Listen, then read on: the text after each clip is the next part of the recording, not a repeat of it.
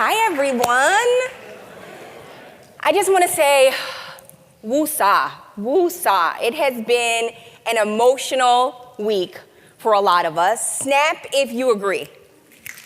But clap, give me a clap, because I like snaps and claps. Give me a clap if you are hopeful and you believe that this is just another process or position in our global positioning to the road that we're traveling on. Yes. Yes. I like claps because it means that you're hopeful. But in my Drake voice, because I like Drake, oh, what a time to be alive. This is my first time at Inbound, my first time in Boston. Yay, give it up for Boston. Lots of great Instagram moments here. It's a really pretty city. But, we live in a world where perception is reality, and reality is sometimes perception.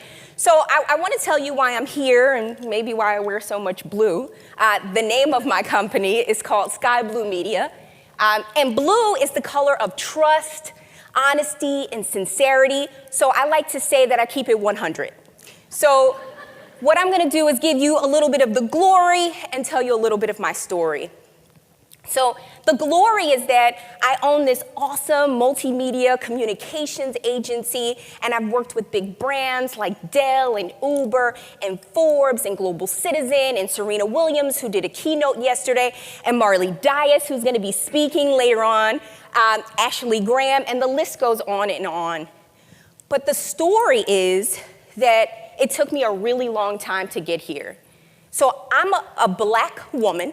I'm a Christian, I'm a mother, I'm an entrepreneur, I'm a risk taker, but very early on I was diagnosed with a learning disability and ADHD. And when you are diagnosed at a very young age with a learning disability, it puts certain limitations on your life. You don't have confidence, it breaks your confidence. And I will tell you that I graduated from college by the skin of my teeth.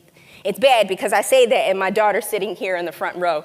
But I graduated college by the skin of my teeth, but I pushed through it. I went on to be a television producer because there was something, when I had this learning disability when I was younger, I wasn't able to write papers. So my dad bought me a video camera so that I could act things out. So I didn't know in the 4th and 5th grade that I was really a television producer. He let me videotape things. That was the way that I communicated my messaging. So after I graduated from college, I became a television producer, I became a magazine producer, and then I got complacent and I got into a regular traditional PR agency. Sorry if you work for a traditional PR agency. But I got into a traditional PR agency, and then I got bored and said, you know what, I'm gonna dictate my own destiny, I'm gonna be who I wanna be. I went back into television and I was laid off. And let me tell you something. When you're broke and negative dollars in the bank, eating peanut butter and jelly and tuna fish, pregnant with your second child, there's something about that provokes the power in you. There's something about that makes you say, I want to build something, I want to do something great, I want to sustain it, and I want to blow it out of the water. And to me, that is success. Success, to me, is making every attempt to be great. Not just saying I'm great and I'm super successful and I've achieved all of my goals, but it's making every attempt to be great. So when I started my company in 2009, I attempted to do all of these things and be great, and I wrote a set of rules for myself. Now, the content hasn't changed, but the context usually changed because there's different ebbs and flows in the business.